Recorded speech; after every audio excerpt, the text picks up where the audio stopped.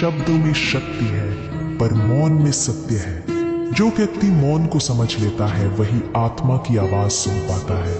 मौन कोई खालीपन नहीं, ये तो सबसे गहरी साधना है। जब मन चुप होता है तभी आत्मा बोलती है। मौन में ही चिंतन है, मौन में ही ईश्वर का स्पर्श है। शब्द तो बाहर की दुनिया से जोड़ते हैं, लेकिन मौन भीतर के ब्रह्मांड का द्वार खोलता है। इसीलिए जो मौन में बैठना सीख लेता है वह अपने ही भीतर भगवान को पा लेता है। अगर आत्मा की भाषा सुननी है तो शब्दों के शोर को छोड़कर मौन में उतर जाओ, क्योंकि कृष्ण कहते हैं मौन में छुपा है वही उत्तर जिसे पूरी दुनिया ढूंढती है। मनुष्य वैसा ही बन जाता है जैसी संगति वह चुनता है। जैसे कमल गंदे जल में भी खिलकर सुंदर बनता है, वैसे ही अच्छी संगति मनुष्य को ऊंचाई पर पहुंचा देती है। संगति का असर सूक्ष्म है लेकिन गहरा है। बुरी संगति धीरे धीरे मन को बांध देती है और आत्मा को कमजोर कर देती है। परंतु सत्संग, ज्ञान, भक्ति और सच्चाई का संग मनुष्य के भीतर छुपी महानता को बाहर ला देता है। जैसे धूप में बैठने से शरीर गर्म हो जाता है, वैसे ही संगति से विचार और स्वभाव बदल जाते हैं। इसीलिए संगति ही चरित्र का असली दर्पण है। अगर जीवन को ऊंचा बनाना है तो अपनी संगति को पवित्र करो, क्योंकि कृष्ण कहते हैं जिसने संगति को साध लिया उसने अपने भाग्य को साध लिया। ज्ञान का अर्थ सिर्फ सुनना या पढ़ना नहीं है। अगर तुम्हारा ज्ञान तुम्हारे स्वभाव को न बदले, तुम्हारे जीवन को न सुधारे, तो वह ज्ञान नहीं, केवल बोझ है। सच्चा ज्ञान वही है जो अहंकार को तोड़ दे और विनम्रता को जगा दे। सच्चा ज्ञान वही है जो अंधकार को मिटाकर भीतर प्रकाश भर दे। किताबों में लिखा हुआ ज्ञान आसान है, पर अनुभव से अर्जित ज्ञान ही आत्मा को स्पर्श करता है। क्योंकि जो केवल बोलने के लिए ज्ञान रखता है उसका जीवन खोखला है, पर जिसने ज्ञान को जी लिया उसका हर कदम प्रेरणा बन जाता है। अगर सच में ज्ञानी बनना है तो किताबों में नहीं, अपने कर्मों में ज्ञान उतारो, क्योंकि कृष्ण कहते हैं जिसका जीवन ही उसका उपदेश बन जाए वही सच्चा ज्ञानी कहलाता है। जो सिर झुका सकता है वही सच्चा विजेता है। अहंकार ऊंचा दिखाता है पर विनम्रता ही आत्मा को महान बनाती है। बल्कि यह आत्मा की सबसे बड़ी शक्ति है। अहंकारी व्यक्ति सबको छोटा दिखाकर खुद बड़ा बनना चाहता है, पर विनम्र व्यक्ति दूसरों को ऊंचा उठाकर स्वयं और ऊंचाई पा लेता है। विनम्रता ऐसा दर्पण है जिसमें ईश्वर सबसे पहले दिखाई देते हैं। अर्जुन की महानता युद्ध कौशल में नहीं थी, बल्कि कृष्ण के सामने विनम्र होकर ज्ञान स्वीकारने में थी। विनम्र व्यक्ति हर परिस्थिति में सीखता है, क्योंकि उसका हृदय खुला और पवित्र होता है। अहंकार के साथ प्राप्त की गई ऊंचाई क्षणिक है, पर विनम्रता के साथ प्राप्त की गई महानता शाश्वत है। जिसने विनम्रता अपना ली वह दूसरों का सम्मान जीत लेता है और भगवान का भी आशीर्वाद। कृष्ण कहते हैं विनम्रता ही वह सीढ़ी है जिससे आत्मा महानता तक पहुंचती है। इसलिए महान बनने की इच्छा हो तो पहले विनम्र बनो, क्योंकि झुका हुआ वृक्ष ही सबसे मीठे फल देता है।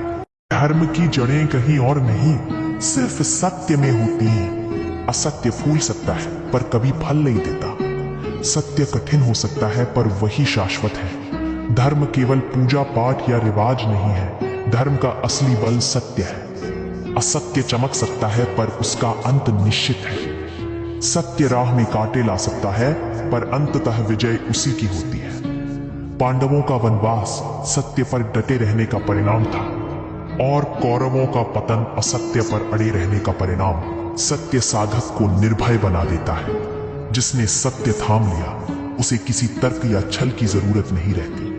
उसके साथ स्वयं भगवान खड़े रहते हैं। याद रखो, धर्म बदल सकता है, युग बदल सकता है, पर सत्य कभी नहीं बदलता। जिसने सत्य को अपना आधार बना लिया वह हर परीक्षा में अडिग रहता है। कृष्ण कहते हैं सत्य ही धर्म का हृदय है और धर्म ही आत्मा की रक्षा करता है। इसलिए जीवन में चाहे परिस्थिति कितनी भी कठिन क्यों न हो, सत्य का मार्ग मत छोड़ो, क्योंकि सत्य ही वह दीपक है जो हर अंधकार में रास्ता दिखाता है। भक्ति का अर्थ केवल पूजा करना नहीं है, सच्ची भक्ति तब पूर्ण होती है जब साधक अपना मन, अपना अहंकार और अपना भय सब ईश्वर को समर्पित कर देता है। समर्पण का मतलब हार मान लेना नहीं है, बल्कि यह समझना है कि ईश्वर की इच्छा ही अंतिम सत्य है। जिसने समर्पण किया उसका बोझ हल्का हो गया, जिसने समर्पण किया उसके डर मिट गए, जिसने समर्पण किया वह हर हाल में शांति पा गया। अर्जुन भी तब तक भ्रमित था जब तक उसने अपने रथ को कृष्ण को नहीं सौंपा, पर जैसे ही उसने कहा अब मैं शिष्य हूं, मुझे मार्ग दिखाइए, तभी महाभारत की दिशा बदल गई। समर्पण ही वह शक्ति है जो साधक को हार से निकालकर विजय की ओर ले जाती है। याद रखो, समर्पण करना हारना नहीं, बल्कि खुद को भगवान की गोद में सौंप देना है। जिसने समर्पण कर दिया वह कभी अकेला नहीं रहा, उसका हर कदम ईश्वर का ही कदम बन गया। कृष्ण कहते हैं, जब तू अपना सब मुझ पर छोड़ देगा तब तेरा कुछ भी नष्ट नहीं होगा। इसलिए जीवन में जो भी हो, हर भय, हर दुख, हर निर्णय सब कृष्ण को समर्पित कर दो, क्योंकि यही है सबसे ऊंची भक्ति। जो सुख सोने चांदी में खोजता है वह हमेशा असंतुष्ट रहेगा, पर जो सुख अपने भीतर खोजता है वह हर परिस्थिति में पूर्ण रहेगा। दुनिया के वैभव, धन, पद और यश ये सब क्षणिक है, आज है कल नहीं। बाहर की दौलत कभी संतोष नहीं देती, क्योंकि इच्छा का कुआं कभी भरता नहीं। पर जब साधक भीतर झांकता है तो उसे आत्मा की गहराई में सच्चा सुख मिलता है। मीरा को महल नहीं चाहता, उन्हें तो बस कृष्ण की बांसुरी चाहिए थी। सीता ने वन में कष्ट झेले, पर राम के साथ होने से वही कष्ट आनंद बन गए। सच्चा सुख वही है जो मन को शांति दे और आत्मा को पूर्ण कर दे। याद रखो, बाहर का सुख सीमित है, भीतर का सुख असीमित है। जिसने अपने भीतर सुख खोज लिया उसे कोई दुख हिला नहीं सकता, वह हर हाल में आनंदमय रहता है। कृष्ण कहते हैं, सच्चा सुख बाहर नहीं, तेरे ही हृदय में छिपा है। इसलिए दुनिया के पीछे भागना छोड़ो और अपने भीतर की शांति को जगाओ। यही शांति, यही संतोष सच्चे सुख का मार्ग है। शब्दों से ज्यादा ताकत मौन में छिपी होती है। जो बोलकर थक जाता है वह मौन रहकर पा जाता है। मौन ही आत्मा का सबसे गहरा स्वर है। मौन कोई कमजोरी नहीं, बल्कि साधना का सबसे बड़ा हथियार है। जब मनुष्य मौन होता है तो भीतर का शोर धीमा पड़ जाता है, तभी आत्मा ईश्वर की धुन सुन पाती है। बोलने से अक्सर अहंकार बढ़ता है, पर मौन से अहंकार गल जाता है। यही कारण है कि ऋषि मुनियों ने तपस्वी मौन को अपनी साधना का हिस्सा बनाया। मौन में क्रोध पिघल जाता है, मौन में वासना शांत हो जाती है और मौन में आत्मा प्रभु से एक हो जाती है।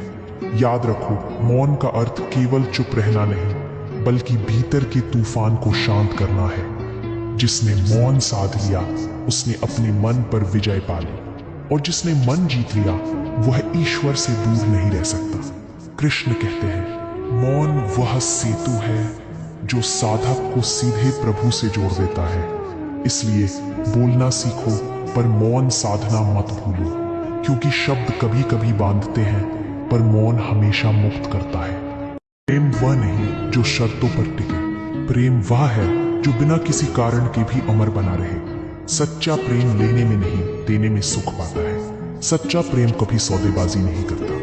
वह पूछता नहीं मुझे क्या मिलेगा, वह सिर्फ कहता है मुझे क्या देना है। राधा का प्रेम कृष्ण के लिए ऐसा ही था, ना मिलन की अपेक्षा, ना साथ की जिद, सिर्फ निस्वार्थ समर्पण।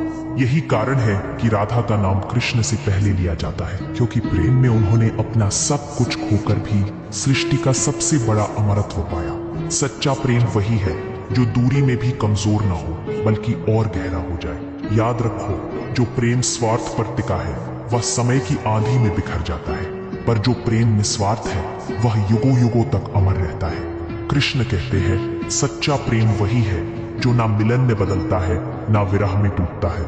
इसलिए अगर प्रेम करो तो निस्वार्थ करो, क्योंकि वही प्रेम तुम्हें भगवान तक पहुंचाता है, और वही प्रेम आत्मा को अमर कर देता है। सोने चांदी का धन चुराया जा सकता है, पर श्रद्धा का धन अमर है। जिसके हृदय में सच्ची श्रद्धा है वह निर्धन होकर भी समृद्ध है। श्रद्धा ही वह सेतु है जो मनुष्य को भगवान से जोड़ती है। बिना श्रद्धा के की गई पूजा सिर्फ एक क्रिया है, बिना श्रद्धा के किया गया जप सिर्फ शब्द है। पर जब श्रद्धा जुड़ जाती है तो साधारण मंत्र भी अमृत बन जाता है। श्रद्धा साधक को अंधकार में प्रकाश दिखाती है, परीक्षा में धैर्य देती है और हार में भी आशा जीवित रखती है। द्रौपदी की पुकार, मीरा का विश्वास, राधा का समर्पण सब श्रद्धा के ही तो रूप है। याद रखो, ईश्वर का दरबार भक्ति से खुलता है, परंतु उसका द्वार श्रद्धा की कुंजी से ही खोला जा सकता है। जिसने श्रद्धा को अपना धन बना लिया उसका कोई संकट स्थायी नहीं रह सकता। कृष्ण कहते हैं, श्रद्धा ही वह दीपक है जो अंधेरी रातों में भी बुझता नहीं। इसलिए धन नहीं, पद नहीं, यश नहीं, सबसे पहले अपने जीवन में श्रद्धा का धन जोड़ो। यही वह संपत्ति है जो तुम्हें कभी निर्धन नहीं होने देगी। जो मनुष्य तूफान में भी शांत रहता है वही सच्चा साधक है। धैर्य वह दीपक है जो अंधकार में भी बुझता नहीं। जीवन में संघर्ष आएंगे, कभी अपमान, कभी हानि, कभी अकेलापन, परंतु धैर्य ही वह शक्ति है जो साधक को टूटने नहीं देती। बिना धैर्य के भक्ति अधूरी है, बिना धैर्य के प्रेम अपूर्ण है, बिना धैर्य के तपस्या व्यर्थ है। राधा ने विरह सहा, मीरा ने ताने सहे, पांडवों ने वनवास सहा, पर सबने धैर्य को थामा और अंत में विजय को पाया। याद रखो, धैर्य केवल इंतजार करना नहीं है, धैर्य का मतलब है ईश्वर पर विश्वास रखना। जिसने धैर्य थाम लिया उसके जीवन में असंभव भी संभव बन जाता है। कृष्ण कहते हैं, समय कठिन हो सकता है परंतु धैर्यवान साधक कभी हारता नहीं। इसलिए धैर्य को अपनी सबसे बड़ी तपस्या बनाओ और देखो कैसे जीवन की हर हार विजय में बदल जाती है।